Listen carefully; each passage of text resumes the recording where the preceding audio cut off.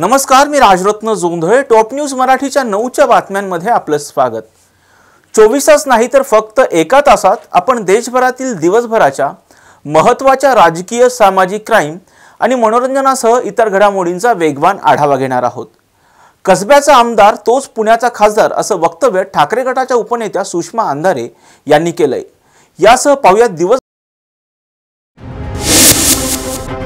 लोकसभा निवडणुकीची रणधुमाळी सुरू झालेली आहे. सर्वच राजकीय पक्ष हे जोरदार तयारीला लागलेले आहेत. वंचित बहुजन आघाडी ही महाविकास आघाडीसोबत निवडणुकीला सामोरे जाईल असं वाटत असतानाच काल प्रकाश आंबेडकर यांनी त्यांच्या 8 उमेदवारांची पहिली यादी जाहीर केलेली आहे आणि ते असंही म्हणाले आहेत की संजय राऊत यांनीच महाविकास आघाडीमध्ये बिघाडी करतात. याविषयी बोलण्यासाठी आपल्यासोबत शिवसेना उद्धव बाळासाहेब ठाकरे पक्षाच्या उपनेत्या सुषमाताई अंधारे आहेत. ताई, काल वंचित बहुजन आघाडी ही महाविकास आघाडीमधून बाहेर पडली. वंचित बहुजन आघाडीकडे आम्ही कायमच मैत्रीचा आणि सहकार्याचा हात पुढे केलेला आहे आणि तो हात अजूनही आम्ही आकडता घेतलेला नाही. आणि मी माझ्या स्वतःच्या अनेक इंटरव्ह्यूजमध्ये म्हटलं आहे आणि पुन्हा एकदा आपल्या चॅनलच्या माध्यमातून हे सांगायचा प्रयत्न करते आहे की वंचित बहुजन आघाडीने आमच्यासोबत येताना काँग्रेस, राष्ट्रवादी काँग्रेस किंवा शिवसेनेच्या पालखीचे भुई म्हणून येऊ नये, पालखीचे भोई म्हणून येऊ नये त्यांनी. तर आमच्यासोबत येताना विश्वरत्न डॉक्टर बाबासाहेब आंबेडकरांनी अत्यंत कष्टाने जे संविधान उभं केलं आहे ते संविधान आज अडचणीत आहे. ते संविधान वाचवण्याच्या भूमिकेसाठी यावं. या देशातली संसदीय लोकशाहीची व्यवस्था जी प्रचंड धोक्यात आहे. 2024ची निवडणूक जर व्यवस्थित पार पडली नाही तर विसरून जाऊ आपण की पुढे निवडणुका होतील की नाही. म्हणून त्यांनी सोबत यावं. आणि मला असं वाटतं की ही भूमिका जास्त बाबासाहेबांच्या जवळ जाणारी आहे, क्रांतिबा ज्योतिबा फुल्यांच्या जवळ जाणारी आहे.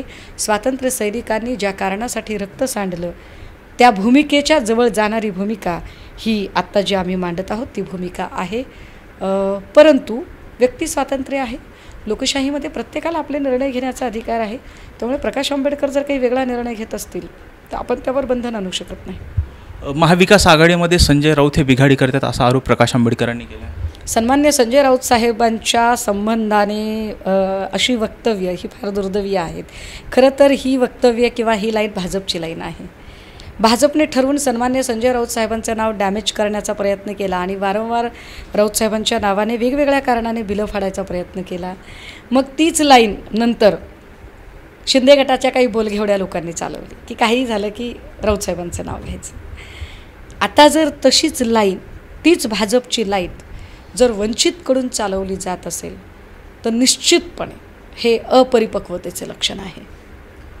ताई, ठाणे लोकसभेमधून राजन विचारे यांना उमेदवारी देण्यात आलेली आहे. काय निवडून येणार राजन विचारे साहेब, निवडून येणार. किंबहुना आम्ही दिलेले उमेदवार फार विचार करून दिलेत आणि जिंकण्यासाठीच दिलेले आहेत. कारण यावेळेला निवडणूक लोकांनी हातात घेतलेली आहे. लोकांनी ठरवले गद्दारांना धडा शिकवायचा. ते 17 जागेवरती उद्धव ठाकरेंनी उमेदवार जाहीर केलेले आहेत. तुम्हाला विश्वास वाटतो या 17ही जागा शिवसेना जिंकेल? अर्थात एक लक्षात घ्या, उमेदवारी यादी देताना किंवा निवडणुकीला उभे राहताना, युद्धाला सामोरे जाताना आपण विजिगुषी वृत्तीनेच उभं राहायचं असतं.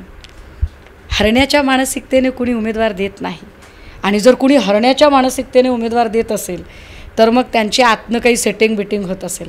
आमची कुठेही सेटिंग होत नाही आहे. आम्ही हरण्याच्या मानसिकतेने नाही, आम्ही जिंकण्यासाठीच उमेदवार देत आहोत. तर शिंदेंनी सुद्धा 8 उमेदवारांची यादी जाहीर केलेली आहे. त्यापैकी 5 ठिकाणी शिवसेना विरुद्ध शिवसेना अशी लढत होणार आहे. ती शिवसेना विरुद्ध शिवसेना नाही, ती गद्दार विरुद्ध खुद्दार शिवसेना अशी लढत होणार आहे. ताई, पहिल्या यादीमध्ये शिंदेंनी जी यादी जाहीर केली त्यामध्ये पहिल्या यादीमध्ये श्रीकांत शिंदे यांचं नाव नाही आहे.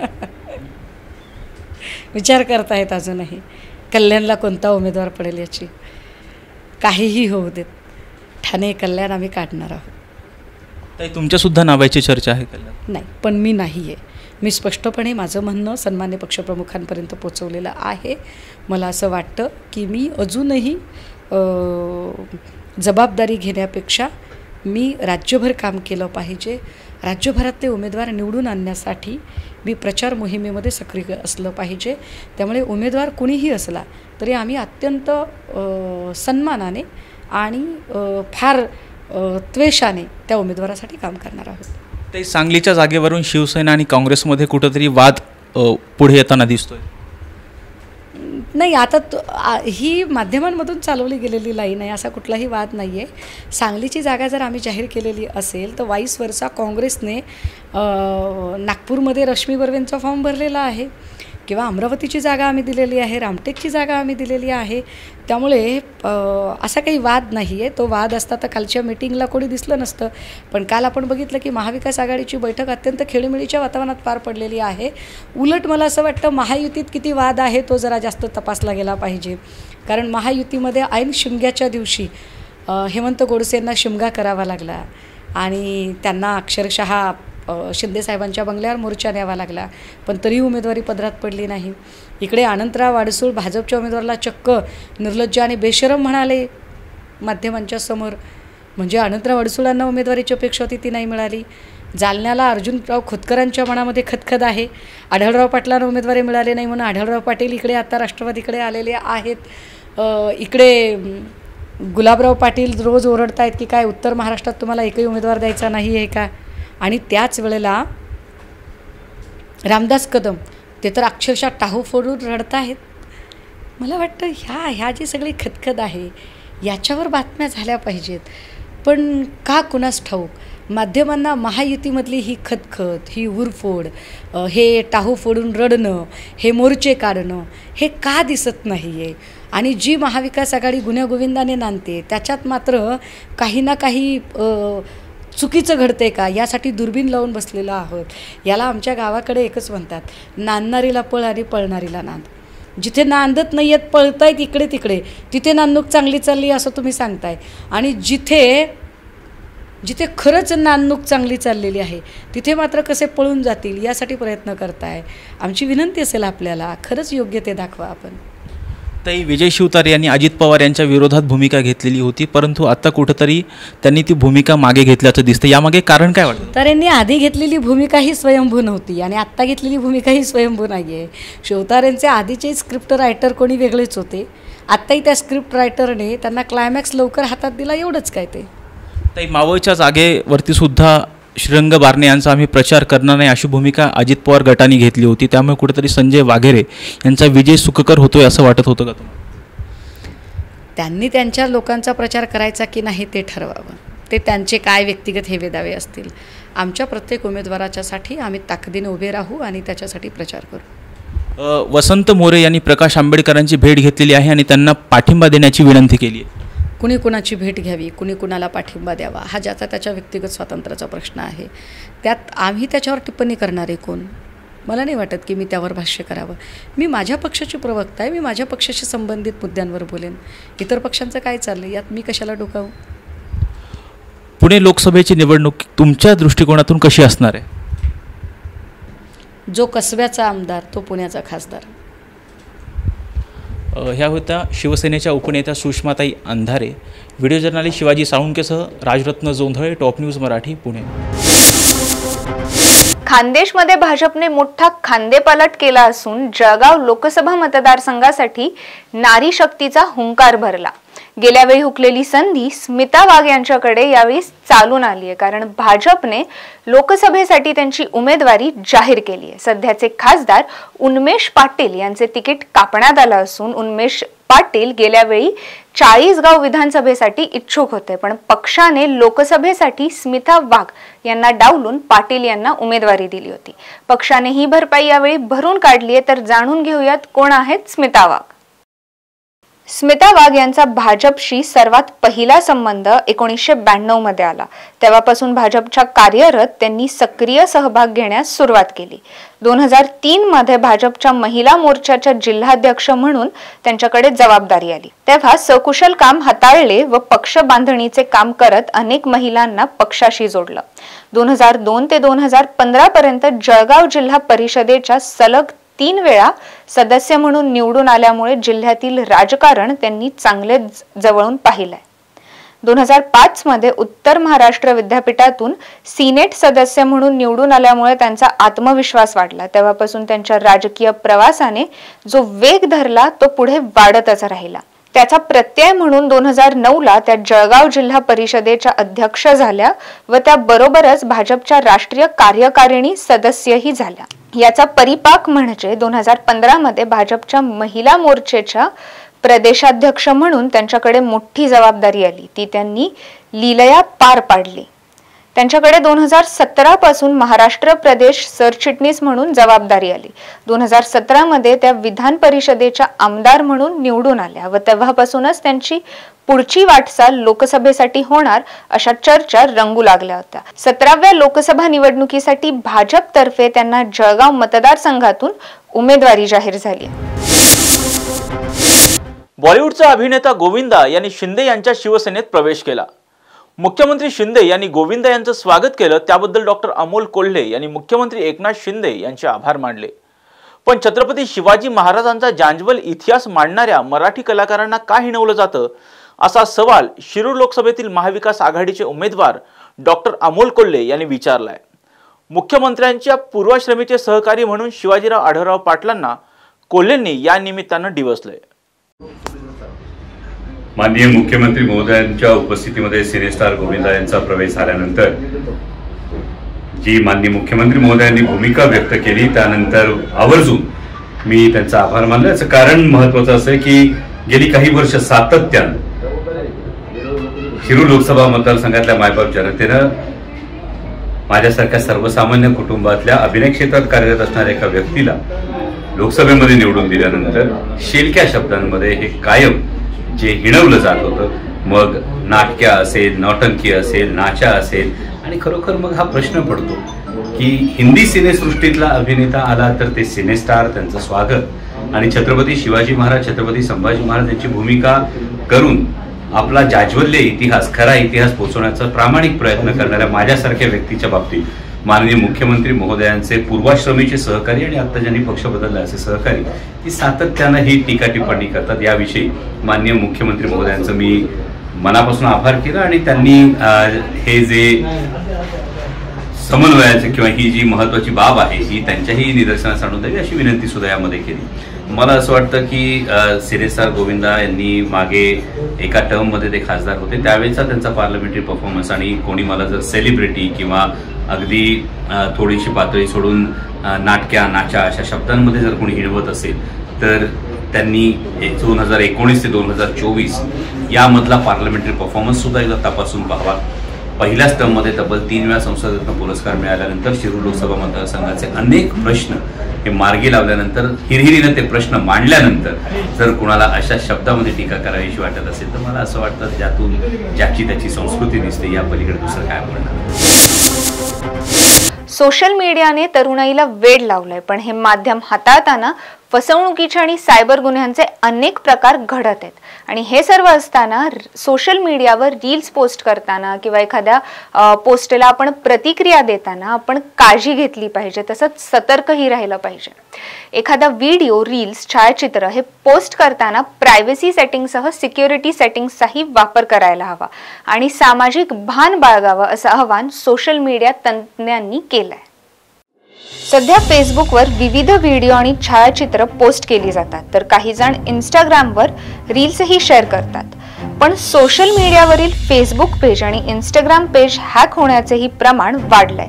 तसंच एखाद्या पोस्टवर होणारं ट्रोलिंग, आपल्या फेसबुक, इंस्टाग्राम पेजवरील छायाचित्र आणि व्हिडिओ कॉपीराईट कायद्याचा भंग करून त्याचा सर्रासपणे इतरांनी वापर करणे, सोशल मीडियावरून आर्थिक फसवणूक असे विविध प्रकार घडत आहेत। त्यामुळे सोशल मीडिया हाताळताना तरुण तरुणींनी काळजी घेतली पाहिजे असं सोशल मीडिया तज्ज्ञांनी सांगितलंय।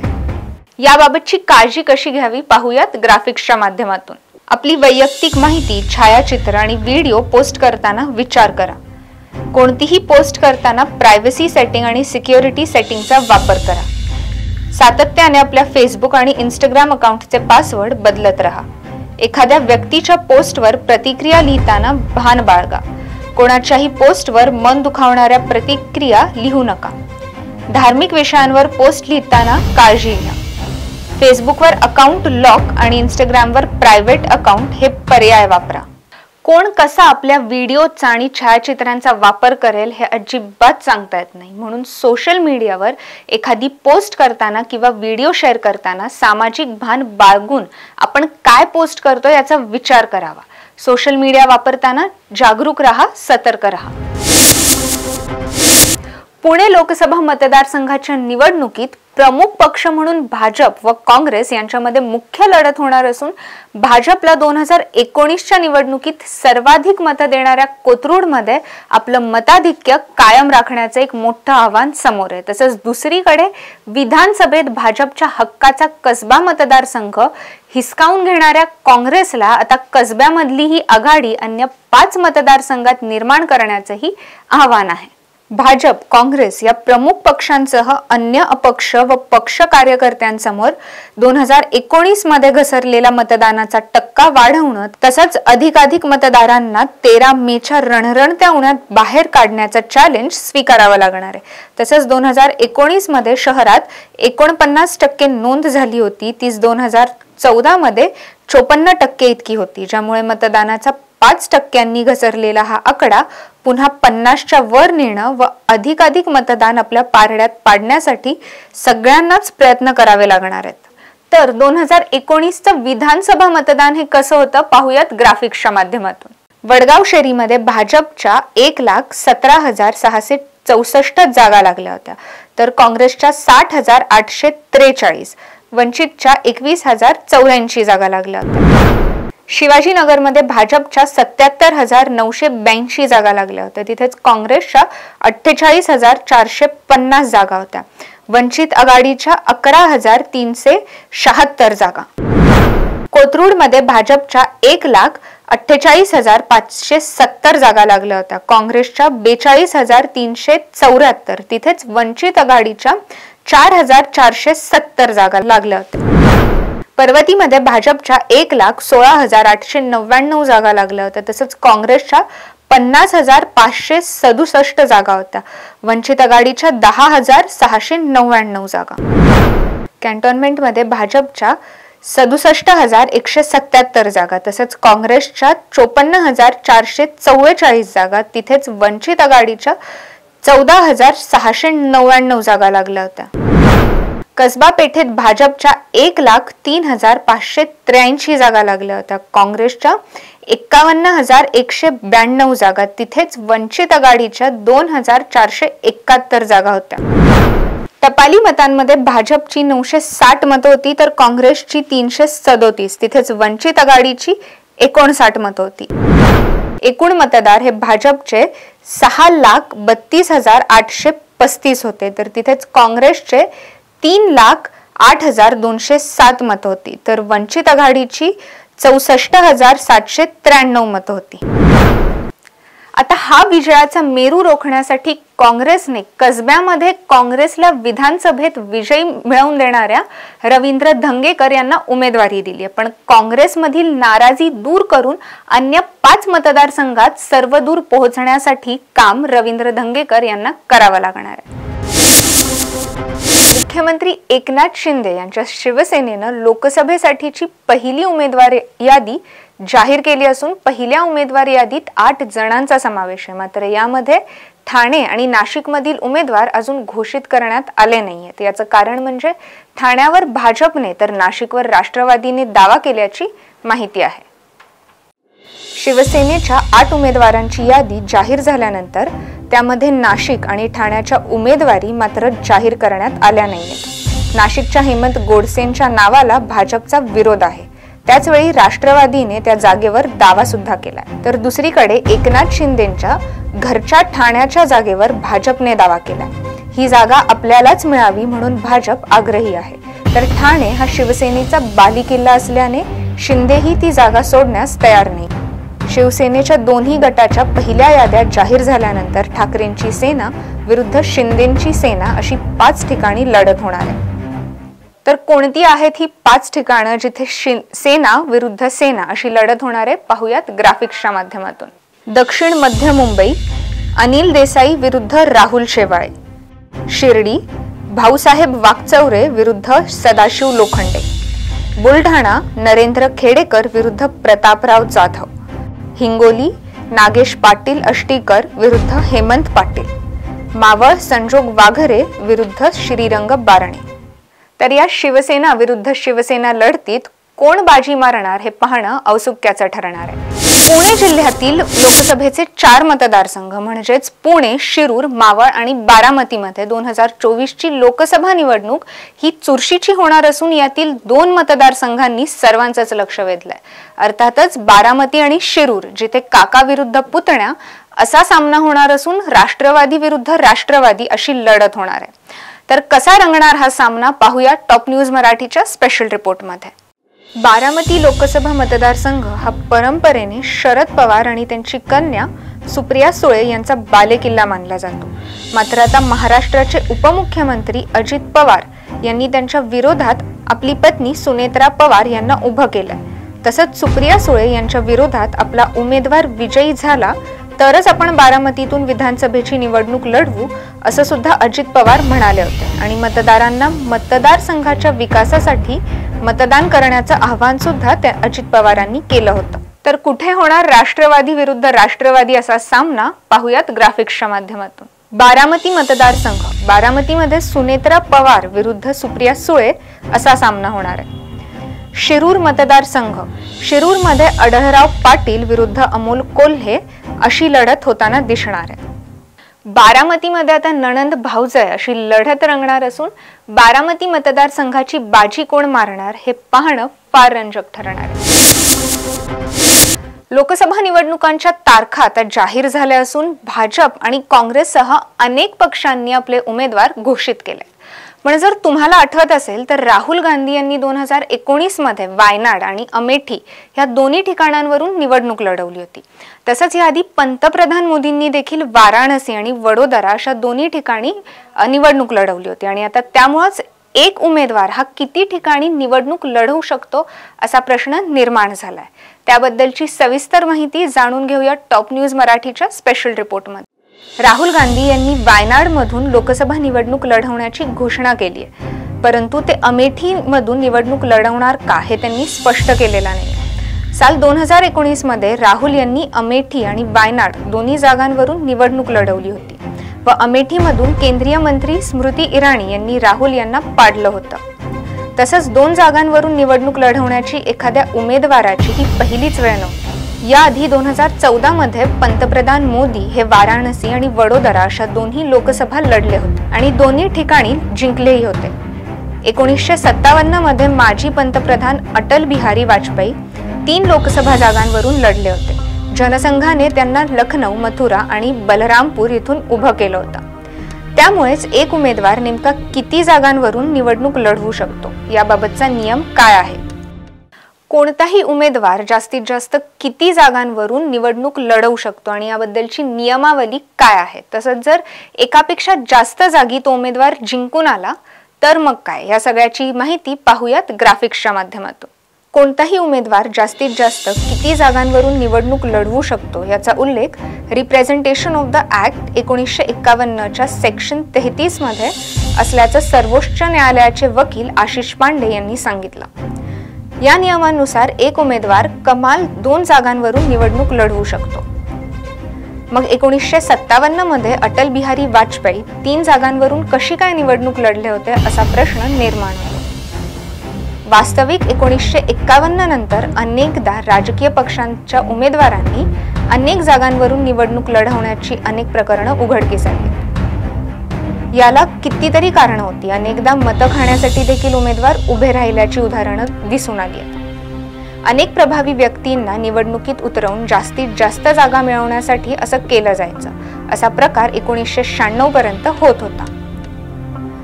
त्यानंतर रिप्रेझेंटेशन ऑफ द ऍक्ट 1951 मध्ये सुधारणा केली आणि जागांची संख्या घटवली. आता नव्या नियमानुसार एक उमेदवार 2 जागांहून अधिक जागी निवडणूक लढू शकत नाही. दोन्ही जागांवर जिंकल्यावर काय?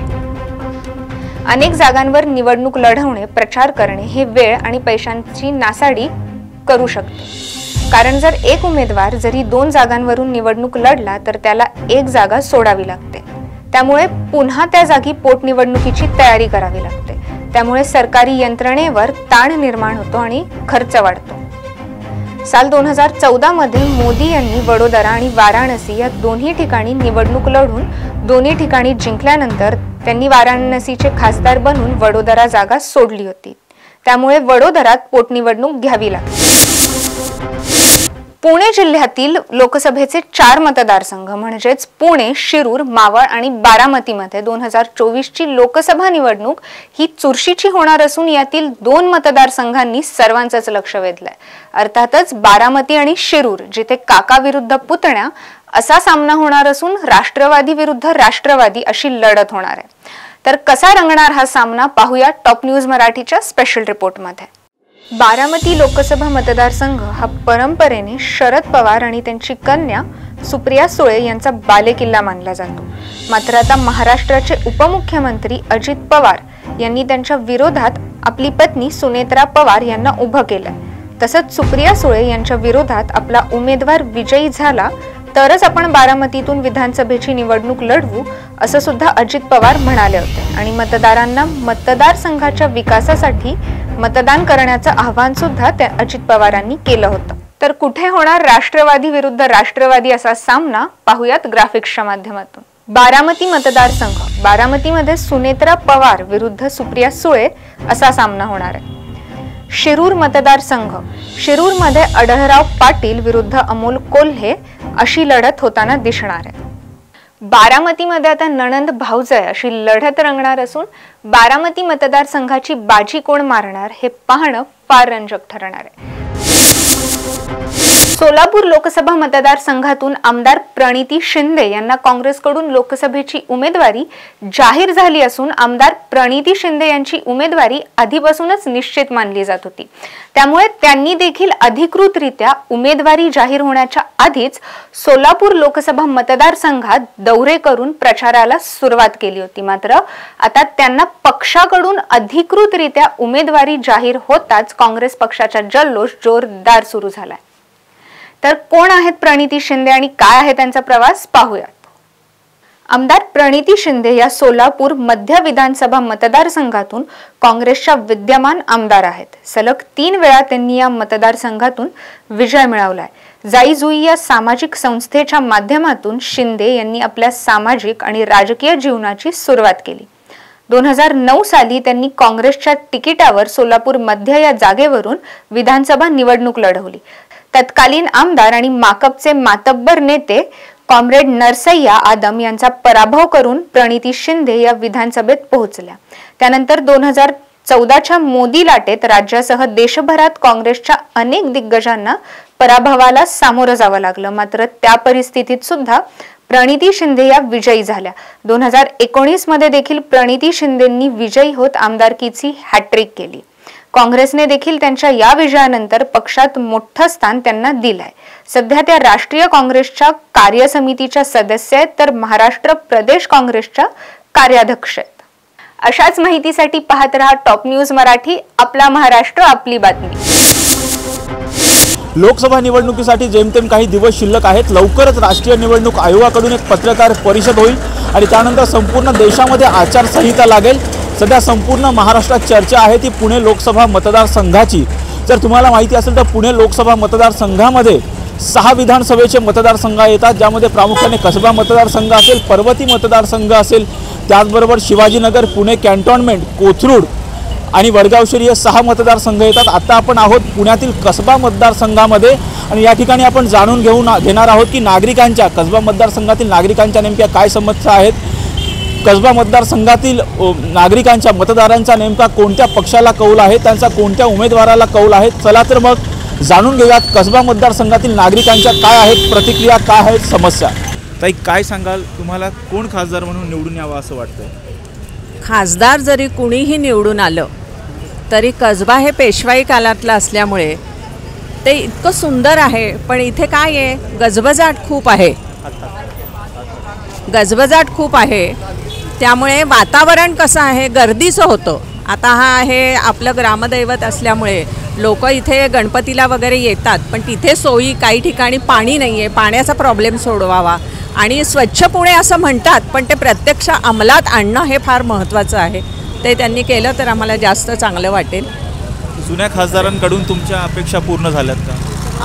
थोड्याफार प्रमाणामध्ये झाल्या आहेत, खूप काही झालं नाही. निवडून येतात, आश्वासनं देतात, पण नंतर करतीलच असं सांगता येत नाही. तर ते त्यांनी प्रामुख्याने करावं, कारण पुढे मतदानावर तो परिणाम किती म्हटलं तरी तो होतो. तसा जर व्हायचा नसेल तर दिलेली जी कामं आहेत ती त्यांनी वेळीत पूर्ण करावी. आता नवीन निवडून येणाऱ्या खासदारांकडून तुमच्या काय अपेक्षा आहेत? अपेक्षा त्याच असणार आहेत ना. स्वच्छ पुणे म्हणता, पाण्याचे प्रॉब्लेम किंवा जेव्हा बिल्डिंगला तुम्ही परमिशन देता तेव्हा ते नागरिकांकडे बघून तुम्ही ती द्यावी आणि गर्दीचं प्रमाण कमी असावं. मेट्रो ही सोय चांगली झालेली आहे, पण त्याचबरोबर जे वाहनांचं वगैरे आहे ते त्यांनी चांगलं करावं.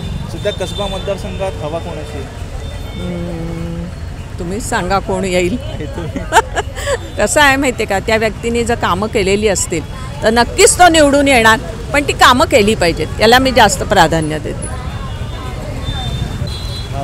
इथलं कोण आहे येणार? कसबा मतदारसंघाच्या मतदार म्हणून तुमच्या काय अपेक्षा आहेत? मतदार म्हणून आता म्हणल्याप्रमाणे पुण्याचं जे 10-15 वर्षापूर्वीचं जे पुणं होतं ते एकतर आता राहिलेलं नाही आहे, कारण बाहेरची लोकसंख्या खूप आलेली आहेत. विद्यार्थी शिक्षणाच्या नावासाठी येतात आणि ते जे आले आहेत ते परत जाण्याचं नावच काढत नाही. आणि त्यांना ज्याप्रमाणे लोक जागा आणि हे देतात, पण त्याप्रमाणे पालिकेकडून म्हणा किंवा खासदार शब्द देतात, पण तेवढ्या पाण्याच्या किंवा या ज्या सगळ्या सोयी आहेत त्या तेवढ्या उपलब्ध झालेल्या नाही आहेत. निवडणुकीपुरती सगळीच आश्वासनं देतात, पण प्रत्यक्षात फारसं काही घडतंय असं वाटत नाही. आता नेमक्या म्हणजे नवीन खासदार म्हणजे कोण नवीन खासदार म्हणून निवडून येईल असं वाटतंय तुम्हाला? कोणत्या पक्षाचा? पक्ष कोणताही असू दे, माणूस म्हणून तो योग्यच असेल ना. पक्ष कोणताही आला तरी. आणि खरं सांगू का, सामान्य माणसांच्या आयुष्यात, वैयक्तिक आयुष्यात फारसा फरक पडत नाही. आम्ही पक्ष म्हणून निवडून देणार नाही, आम्ही नक्कीच माणूस म्हणून निवडून देणार. या कसबा मतदारसंघामध्ये तुम्हाला कोणत्या समस्या भेटतात? आता सांगितलं ना, गर्दीची समस्या मेन आहे. काही सण उत्सव असले की भरपूर गर्दी होती आणि त्या मानाने तेवढंच हे मिळत नाही, संरक्षण म्हणा किंवा काय मिळत नाही. शहरात नागरिक म्हणून काय काय समस्या तुम्ही अनुभवता? आता सध्या समस्या आहे आमच्या इकडे पाण्याची फार मोठी समस्या आहे की दिवसाआड पाणी येतं, ते जे येतं ते प्रेशरने येत नाही आहे. अतिशय आम्हाला त्रास होतो त्याचा. आणि हे आम्हाला समस्या सोडवण्याकरता आम्हाला आता या निवडणुकीला आम्ही विचार केलेला आहे, कुणाला निवडून द्यायचं किंवा कुणाला नाही निवडून द्यायचं. हा आम्ही समाजाने विचार केलेला आहे आम्ही इथे त्या कसबा मतदारसंघामध्ये. ज्या जुना खासदार जे आता नवीन आमदार झालेले आहेत तेच आता खासदार होणार आहे एवढी आमची खात्री आहे. आणि त्यांचं नाव बी मी तुम्हाला सांगतो, जे आमचे रवींद्र धंगेकर साहेब आहेत ते आता आमदार झालेले आहेत त्या आमच्या कसबा मतदारसंघाचे. त्यांनी अतिशय चांगली कामं आत्तापर्यंत याच्या आधी केलेली आहे नगरसेवक असताना, आणि ते कधी आमचे उपयोगी पडणारे आहेत. आणि ते जर खासदार झाले तर आमच्या समस्या भरपूर प्रमाणात कमी होणार आहेत, हे 100%. आणि त्यांना आम्ही 100% निवडून देणार आहेत, कारण त्यांची कामं लोकांनी पाहिलेली आहेत. आणि ते निवडणूक येणं हे जनता हातात घेणार आहे आणि त्यांना निवडून देणार आहे. शहरातील नागरिक समस्या काय आहे? काय पाण्याचा प्रॉब्लेम आहे, परत ट्रॅफिकचा खूप प्रॉब्लेम आहे. कसब्यामध्ये ट्रॅफिक खूप आहे, ते गर्दी कमी व्हायला पाहिजे. पाण्याचा प्रॉब्लेम व्हायला पाहिजे, तो प्रॉब्लेम खूप आहे सिटीमध्ये. तुमच्या नव्या खासदाराकडून काय अपेक्षा आहे? हेच आपला नगरसेवक होते पहिले जे रविभाऊ धंगेकर, त्यात आमदार ते खासदार हवे अशी इच्छा आहे आमची. त्यांचं काम चांगलं आहे, ते काम खूप चांगलं करतात, त्यांनीच यावं अशी इच्छा आहे. बाई काय कसबा खासदार संघातून कोण यायला पाहिजे? रविभाऊ जायला हवे. रविभाऊचं काम चांगलं आहे, मी बघत आलो आहे पहिल्यापासून. नगरसेवक होते त्यापासून बघत आलो, आता आमदार आहेत आणि खासदार पण त्यांनीच व्हावं अशी इच्छा आहे. त्यांचं काम चांगलं आहे, ते बघता सगळे प्रॉब्लेम सॉल्व करतात. ते त्यांच्या मिसेस बहिणी त्या पण त्यांचं काम खूप चांगलं आहे, छान काम करतात दोघं पण. त्यांनीच यावं अशी मला वाटतं मनापासून जास्त.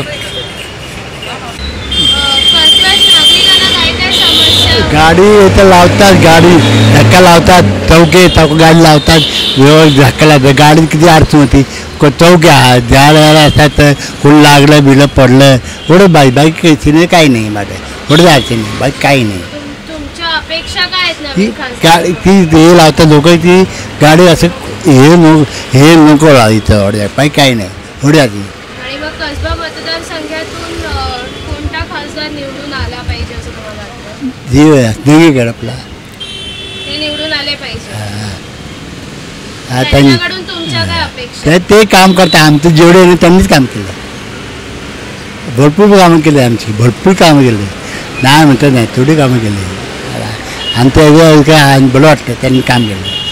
आता रेशनचं माझं काम कमी केलं, लिंक कार्ड बंद केलं त्यांनी काम केलं, काय हे मला वाटतं काय नाही आमचं एवढंच वाटतं काय एवढं ती गाडी पाय लावणे गाडी पुढे लावा इथं चौक आहे एवढंच पाहिजे बाई काय नाही त्या धक्का लागला काय लाल पडलं म्हणजे कोण लागणार आहे. तुम्ही काय काय समस्या अनुभवताय? इथं वर्धक म्हणजे ट्रॅफिकची जी समस्या आहे खूप समस्या आहे की पूर्वी जे आम्हाला हे वाटत होतं की निवांतपणे जो वाटत होता तो सगळा संपलेला इथला वर्धा इतके आमदार आले कोणी अजून समस्या सोडवायला तयार नाही आहे. वर्धा इथं जायला यायला खूप त्रास होतो स्थानिक लोकांना इथं. रस्ते व्यवस्थित झाले पाहिजे, मोठे झाले पाहिजे इथं. नंतर मतदारसंघात आता उमेदवार समोरचा कोण आहे त्यावर ते डिपेंड राहील. ते आता तर जनरली धंगेकर आहे चांगले, काम करणारा माणूस आहे धंगेकर बीजेपी पण तसा सक्षम उमेदवार दिला पाहिजे इथं चांगल्यापैकी. नागरिक म्हणून तुम्हाला काय काय समस्याला तोंड द्यावं लागतं? पहिली गोष्ट आम्हाला एक त्रास होतो की ट्रॅफिकचा मोठा प्रश्न तोच आहे की ट्रॅफिक भरपूर होते आणि रोडला कसं येतं आम्हाला येतं आता आम्हाला शॉपमध्ये पण माल वगैरे येतो आमचा पण ट्रॅफिक इतकी होते कारण ट्रॅफिक भरपूर होते तो भरपूर त्रास होता आम्हाला. आणि ट्रॅफिक जाम झाली तर कमीत कमी 2-2 तास ट्रॅफिक जाम होते या रोडला.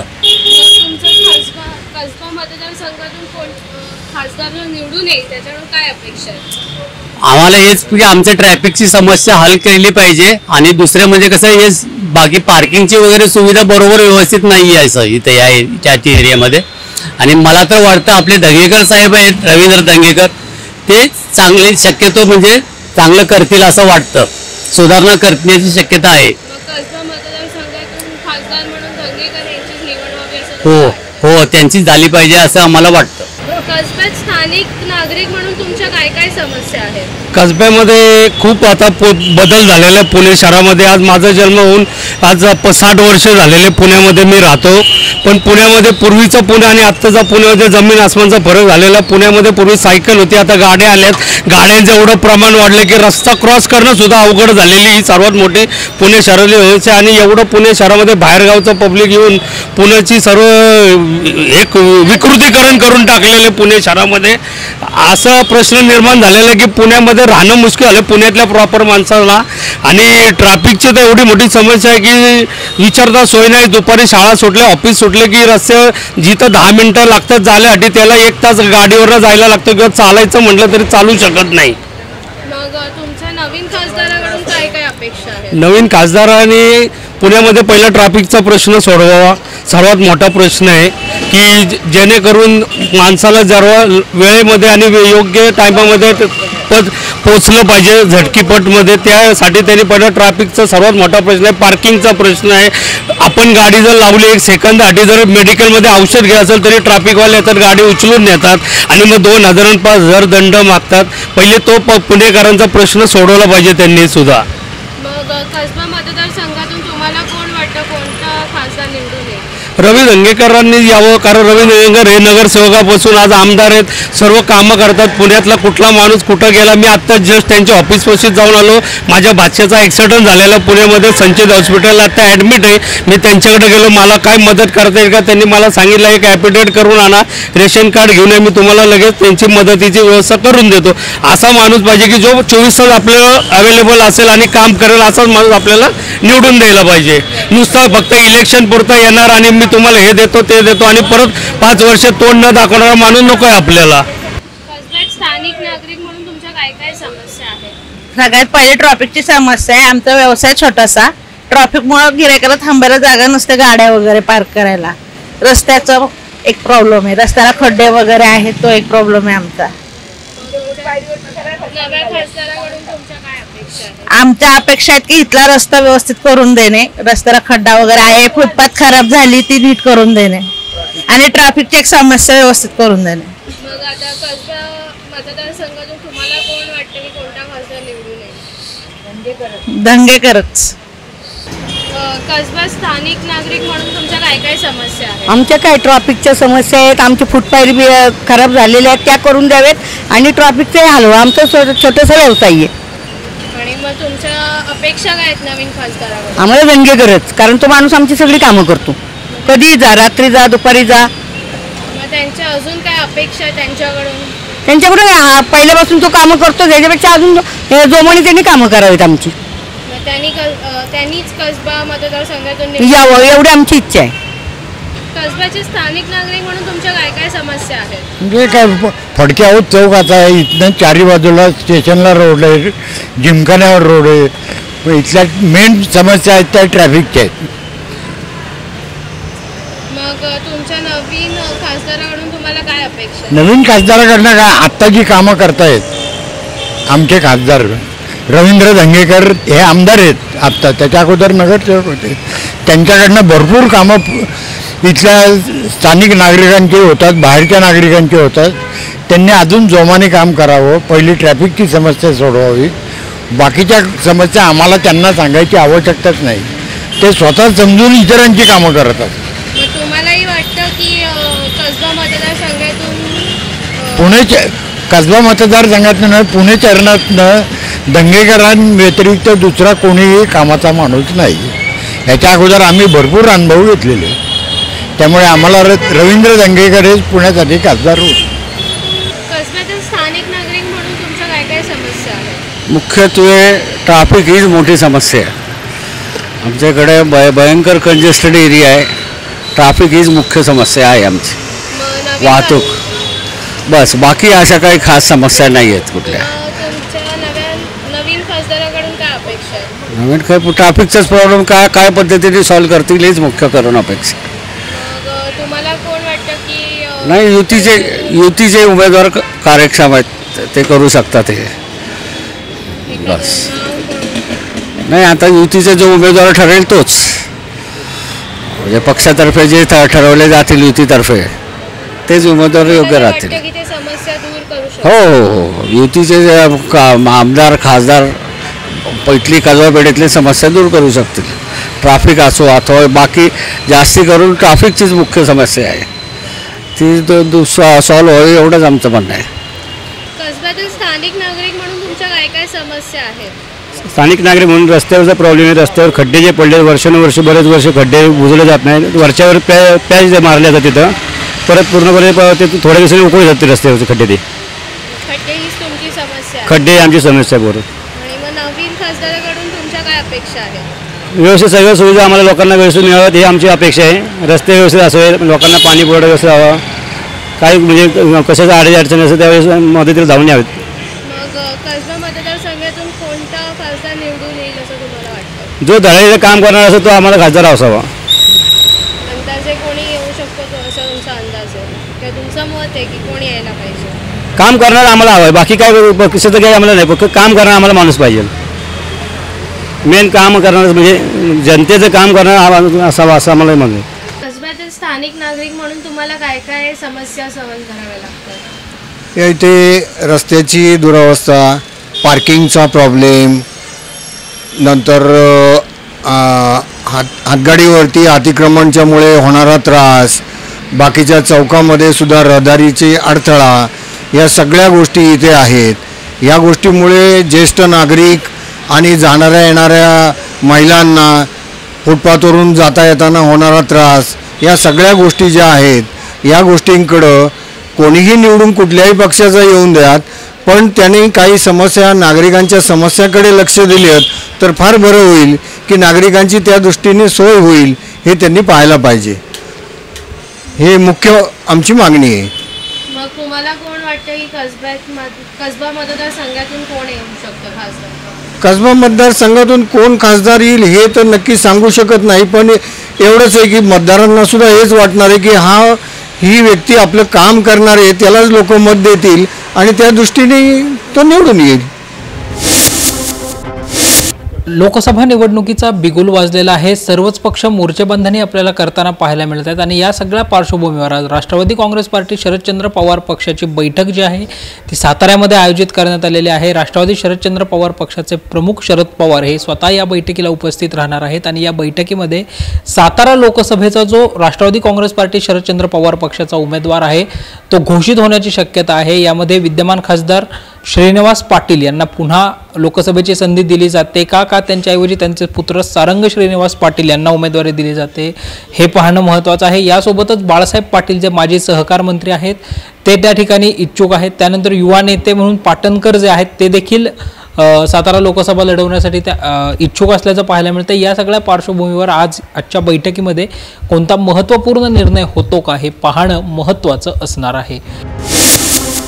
शिंदेंच्या शिवसेनेचे नेते, महाराष्ट्राचे माजी जलसंपदा, जलसंधारण आणि संसदीय कार्य राज्यमंत्री, पुरंदरचे माजी आमदार विजय शिवतारे यांनी बारामती लोकसभा मतदारसंघातून निवडणूक लढवण्याची घोषणा केली होती. उपमुख्यमंत्री अजित पवार यांना थेट आव्हान त्यांच्याच बालेकिल्ल्यात देण्याचा प्रयत्न विजय शिवतारे यांनी केला होता. मात्र बुधवारी मध्यरात्री मुख्यमंत्री एकनाथ शिंदेंचं शासकीय निवासस्थान असणाऱ्या वर्षा निवासस्थानी मुख्यमंत्री एकनाथ शिंदे, उपमुख्यमंत्री देवेंद्र फडणवीस, उपमुख्यमंत्री अजित पवार यांच्यासह माजी राज्यमंत्री विजय शिवतारे यांची बैठक झाली. या बैठकीमध्ये सकारात्मक अशी चर्चा झाल्याचं जे आहे ते पाहायला मिळालं. या बैठकीचा व्हिडिओ जो आहे तो व्हिडिओ देखील समोर आला. या व्हिडिओमध्ये जर आपण पाहिलं तर मुख्यमंत्री एकनाथ शिंदे असतील, उपमुख्यमंत्री देवेंद्र फडणवीस असतील किंवा उपमुख्यमंत्री अजित पवार असतील तर हे स्मितहास्य करताना आपल्याला पाहायला मिळाले.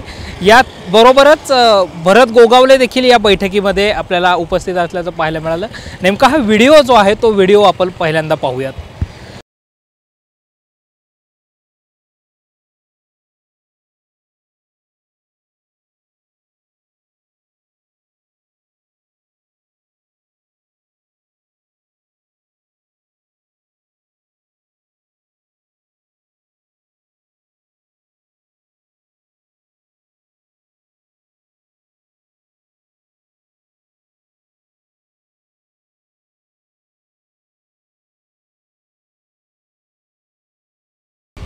जर आपण हा व्हिडिओ पाहिला तर या व्हिडिओमध्ये उपमुख्यमंत्री अजित पवार यांच्या चेहऱ्यावरचं जे स्मितहास्य आहे ते खूप काही सांगून जाताना आपल्याला पाहायला मिळतंय.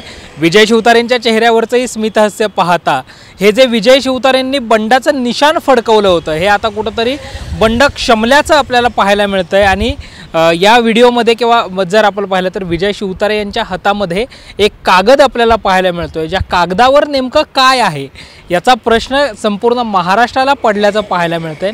या कागदावर जे काही विजय शिवतारेंचे मुद्दे आहेत ते नेमके काय होते याची विश्वसनीय सूत्रांकडून खास टॉप न्यूज मराठीला जी प्राप्त झालेली माहिती आहे तीच माहिती आपण या व्हिडिओतून पाहणार आहोत.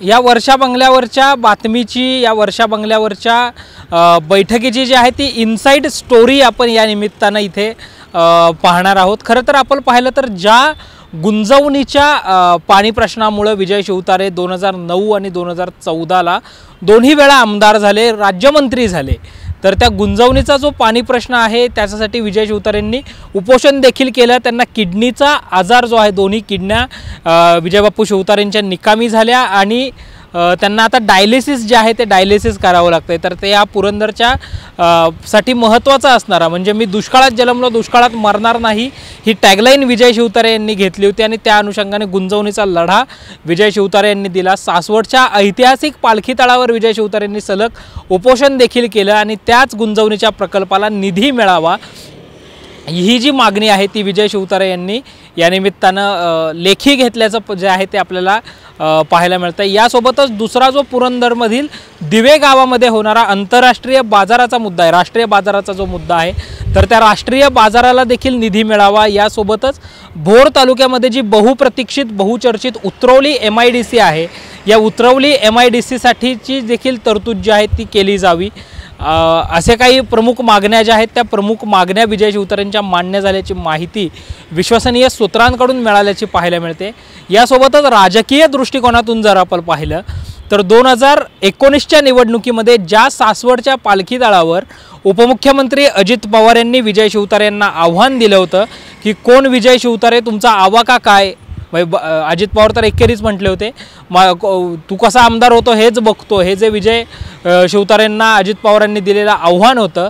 तर ह्या सगळं पाहता आता अजित पवार यांनी त्याच सासवडच्या पालखी तळावर येत विजय शिवतारे हेच महायुतीचे उमेदवार असतील आणि विजय शिवतारेंच्या पाठीशी मी संपूर्ण ताकद उभी करेन असं आश्वासन देखील विजय शिवतारे यांनी या बैठकीच्या माध्यमातून घेतल्याचं पाहायला मिळतंय. आणि आता उद्या विजय शिवतारे हे सासवडचं पुरंदरेश्वरा हे जे त्यांचं कार्यालय आहे त्या कार्यालयामध्ये पदाधिकाऱ्यांची बैठक घेणार आहेत आणि या पदाधिकाऱ्यांच्या बैठकीमध्ये विजय शिवतारे आपली पुढची भूमिका जी आहे ती मांडताना आपल्याला पाहायला मिळणार आहेत. यानंतर आता जर आपण पाहिलं तर सोशल मीडियावर एक पोस्टर जे आहे ते देखील आपल्याला प्रसिद्ध होताना पाहायला मिळतंय की विजय शिवतारे महायुतीबरोबरच आपकी बार सुनेत्रा वहिनीच खासदार असं आपल्याला जे आहे ते त्या पोस्टरवर उल्लेख असल्याचं देखील पाहायला मिळतंय. त्यामुळे प्रामुख्याने आता 12 एप्रिलला मी फॉर्म भरणार आणि 12 एप्रिलला पवार परिवाराचे 12 वाजवणार म्हणणाऱ्या विजय शिवतारेंनी तुर्तास तरी माघार घेतल्याची चर्चा जी आहे